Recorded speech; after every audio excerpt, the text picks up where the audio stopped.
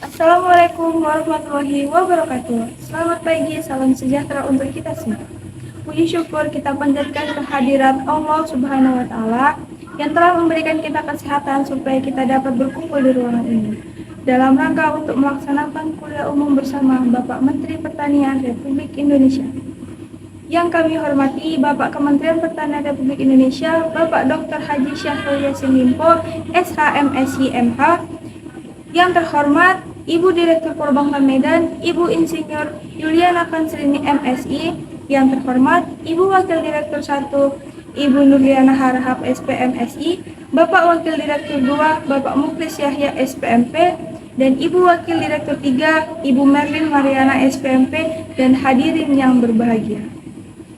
Saya, Abila Auliana Fianda, sebagai Master of Ceremony pada hari ini, izinkan saya membacakan agenda kegiatan kita. Acara yang pertama, pembukaan acara oleh MC. Acara yang kedua, menyanyikan lagu Indonesia Raya. Acara yang ketiga, yaitu kata sambutan dari Direktur Polbangtan Medan. Dan acara yang terakhir atau yang keempat, acara kuliah umum bersama Bapak Menteri Pertanian Republik Indonesia. Hadirin yang berbahagia, marilah kita bersama-sama menyanyikan lagu Indonesia Raya. Hadirin dimohon untuk berdiri.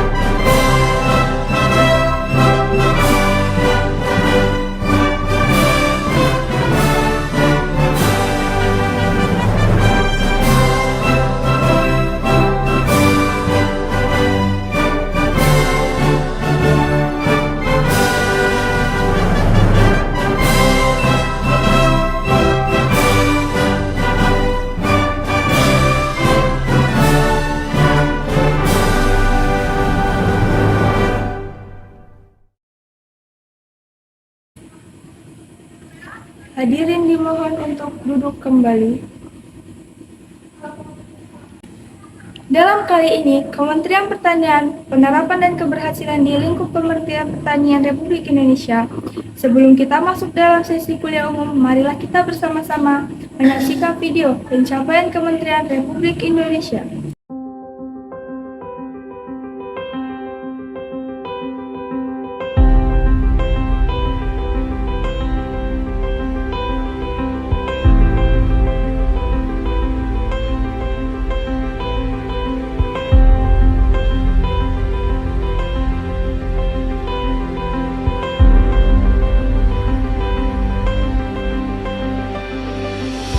Indonesia adalah satu bangsa yang berdiri di antara luasnya samudera. Belasan ribu pulau terhampar di antara indahnya biru lautan, memiliki kontur alam yang sangat beragam, dan memiliki bahasa serta kebudayaan yang begitu banyak. Adalah sebuah kekayaan yang tidak pernah dimiliki oleh bangsa lain. Berlimpahnya sumber daya alam telah memberikan kemakmuran kepada seluruh penghuninya. Inilah bangsa Indonesia yang kita dambakan. Namun, apakah semua ini telah terwujud? bagaimana masyarakat dapat membangun jalannya sendiri untuk bisa mengelola lahan dan pangan mereka. Kementerian Pertanian hadir sebagai wadah masyarakat untuk bisa memenuhi berbagai macam kebutuhan pangan mereka dan bisa menjadi bangsa yang bersuasembada pangan di tanahnya sendiri.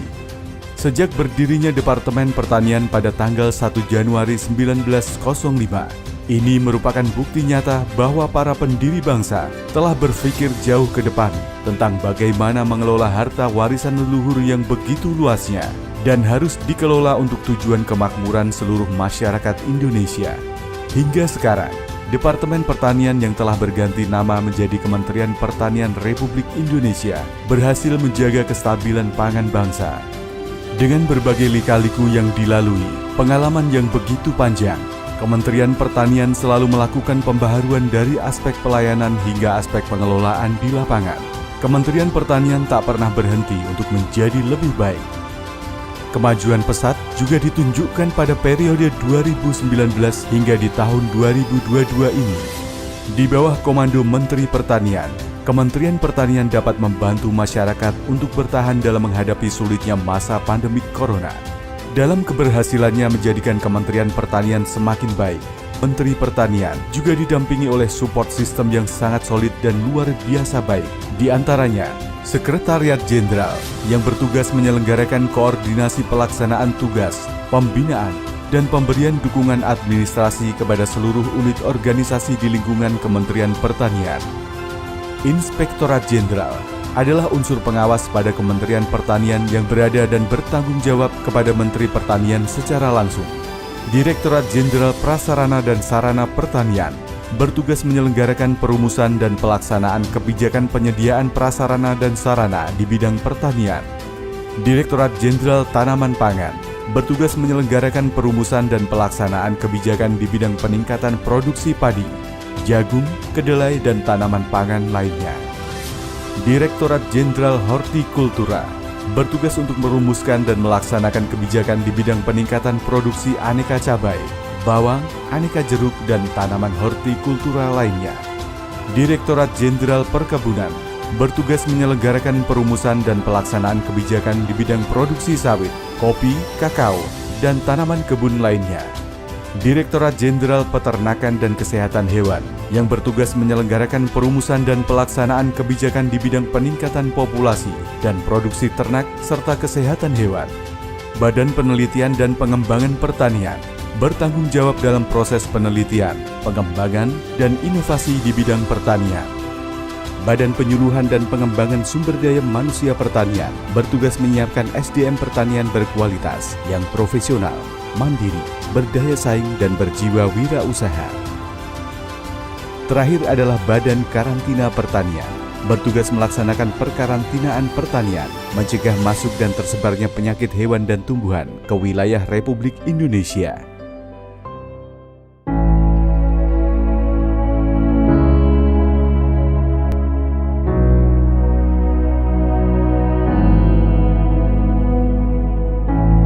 Selain dengan support system yang sangat lengkap dan sangat baik, Kementerian Pertanian juga memiliki berbagai program prioritas yang bertujuan untuk memperkuat pertanian dan perekonomian negara. Hal ini adalah upaya Kementerian Pertanian untuk bisa memenuhi pangan masyarakat dan memberi kesejahteraan kepada para petani. Program tersebut diantaranya adalah peningkatan kapasitas produksi dengan cara pengembangan lahan rawa, perluasan area tanam baru, dan peningkatan produksi hingga pencegahan alih fungsi lahan. Diversifikasi pangan yang berbasis pada kearifan lokal, pemanfaatan pangan lokal, serta pekarangan pangan lestari dan urban farming. Penguatan cadangan dan sistem logistik pangan dengan pengembangan LPM dan LPM berbasis desa. Kementerian Pertanian juga tak henti-hentinya melakukan pengembangan pertanian modern seperti pengembangan smart farming, pengembangan dan pemanfaatan greenhouse, pengembangan food estate, hingga pengembangan korporasi petani dan startup petani milenial. Langkah ini diharapkan dapat menciptakan daya tarik bagi para pemuda, sehingga tercipta 1 juta petani milenial yang akan terus berinovasi untuk terciptanya swasembada pangan di masa depan. Program 3 kali ekspor yang juga dilaksanakan oleh Kementerian Pertanian dengan cara meningkatkan volume ekspor, menambah ragam komoditas ekspor, mendorong pertumbuhan eksportir baru, dan menambah mitra dagang dengan luar negeri. Dan dari segi ekonomi, Kementerian Pertanian juga memberikan kemudahan bagi para petani dengan program kredit usaha rakyat. Dengan hadirnya berbagai program yang strategis ini, pemerintah berharap masyarakat tani Indonesia bisa semakin mudah dalam mengelola lahan dan hasil pertanian mereka, hingga dapat menghasilkan produk-produk berkualitas unggul. Semua ini adalah bentuk komitmen Kementerian Pertanian yang ingin selalu menjadi garda terdepan dalam perjuangan bangsa Indonesia untuk mencapai swasembada pangan di tanahnya sendiri. Maju terus pertanian Indonesia. Pertanian maju. Mandiri, modern.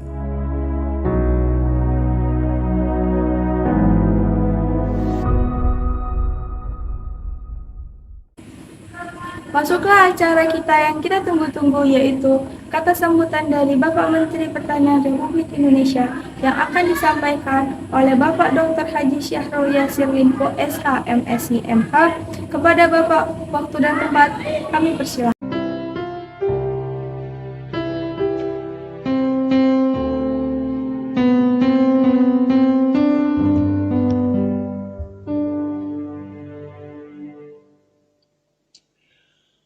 Assalamualaikum warahmatullahi wabarakatuh. Selamat siang dan salam sejahtera untuk kita semua. Pak Sekjen, Pak Dirjen, Kepala Badan, segenap Eselon 1, Eselon 2, jajaran Kementerian Pertanian, Direktur Pol Bantan Medan, bersama seluruh jajaran yang ada, Prof. Dedi lebih khusus yang membawahi PPSDM, anak-anakku sekalian, para widaswara, para dosen yang sama-sama saya muliakan. Kita hadir di tempat ini adalah untuk mengatakan besok Indonesia harus lebih baik dari hari ini. Setuju? Kita hadir hari ini untuk mengatakan anak-anakku besok adalah anak-anak sanjuara yang akan menaklukkan kehidupan yang lebih baik itu. Dan itulah kehadiran kita hari ini. Bahwa besok akan hadir orang-orang yang akan bertanggung jawab pada bangsa, negara, rakyatnya, bagi keluarganya, dan masa depan Indonesia, masa depan mereka yang harus lebih baik dari apa yang ada sekarang. Oleh karena itu, saya kira kita hadir di sini sebagai sebuah syarat bahwa kalau kita mau menjadi sang juara besok, penakluk alam, penakluk kehidupan yang lebih baik itu, kita sudah bersyarat, saudara. Syaratnya untuk menjadi penakluk, pemenang itu ada 3. Prim akademik intelektualmu harus lebih baik. Hanya dengan kemampuan intelektual dan prim akademik yang lebih baik, maka dia bisa melakukan syarat-syarat itu. Salah satunya adalah dalam dunia pendidikan, learning and learning.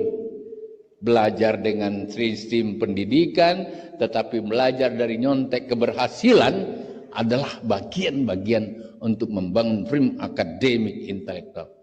Kau boleh hebat, kau memang hebat, kalau memang otakmu, nalarmu juga bagus. Nalar yang baik, yang paling baik adalah orang yang tidak bohongi akal sehatnya. Dan itulah yang paling utama dididikan di sini. Pakai otakmu itu yang lebih hebat, yang membuat kau kalahkan hewan, kau kalahkan tumbuhan, kau kalahkan batu-batuan itu karena kau dikasih akal yang lebih sempurna oleh Tuhan. Tidak hanya akal, akalmu bersama-sama dengan hati, dengan kalbumu. Kalau begitu mendidik akal dan hati untuk menyatu terhadap sesuatu dan dalam bentuk akal sehat itu menjadi penting. Itu yang pertama. Hadirkan kemampuan nalar yang kuat melalui prim akademik intelektual dan kemampuan-kemampuan menggunakan akal dan hati secara normatif bagi kehidupan. Orang yang hebat, orang yang penakluk menggunakan akalnya, menggunakan nalarnya, dan tidak suka membohongi nalarnya. Saya paling benci orang yang suka membohongi nalarnya. Udah tahu ini salah masih dibuat, udah tahu ini tidak ada gunanya masih dikerjakan, itu membohongi nalar. Yang kedua adalah kalau mau hebat ya perbaiki manajemen agendamu besok. Manajemen agenda adalah salah satunya adalah kemampuan menyerap tata kelola, teknis kehidupan dan lain-lain sebagainya. Di manajemen kehidupan itu antara lain adalah memperbaiki kapasitas diri. Jadi prim akademik intelektual otomatis memperbaiki manajemen agendanya. Bagus akalnya, tapi ada yang nggak lengkap. Dia cuma pintar, tapi suka ngakalin orang. Dia cuma pintar, tapi dia bisa dipercaya. Dia cuma pintar, tapi dia pintar sendiri. Tidak pintar untuk kepentingan bersama, tidak pintar untuk kepentingan bangsa. Dia merusak alam, dan itu bentuk-bentuk tidak memperbaiki agenda intelektualnya. Yang ketiga, memenangkan masa depan. Salah satu perilaku yang baik adalah selalu ukurannya agama dan hati. Jangan suka bohong. Perilaku yang baik lebih baik menolong orang. Kenapa bikin susah orang? Perilaku yang baik jangan suka putih-putih. Tahu putih-putih? Putih. Tidak ada tipu-tipu dalam kehidupan. Perilaku yang baik adalah orang yang selalu sayang orang tuanya, sayang bangsanya, sayang gurunya, dan sayang sama siapapun kehidupan. Selamat anak-anakku sekalian, saya kira lebih baik saya bicara begini daripada bicara teknis pertanian. Ridha Allah bersama kalian semua. Dan bangsa menunggu kau hadir membangun kehidupan yang lebih baik. Sekian, terima kasih. Assalamualaikum warahmatullahi wabarakatuh. Terima kasih kepada Bapak Dr. Haji Syahrul Yassin Limpo, SH, MSc, MH, selaku Menteri Pertanian Republik Indonesia. Semoga dapat menambah wawasan kepada mahasiswa atau mahasiswi Politeknik Pertanian Pembangunan Polbangtan Medan. Saya selaku MC mohon maaf atas segala perkataan dalam perbuatan pada kuliah umum pada hari ini. Kepada Allah Subhanahu wa Ta'ala saya memohon ampun. Akhir kata terima kasih, dan sebelum saya menutup acara ini izinkan saya untuk berpantun. Burung nurih terbang tinggi, terbang mengejar burung dara. Kita akhiri acara hari ini, semoga kita sehat dan berbahagia. Wassalamualaikum warahmatullahi wabarakatuh.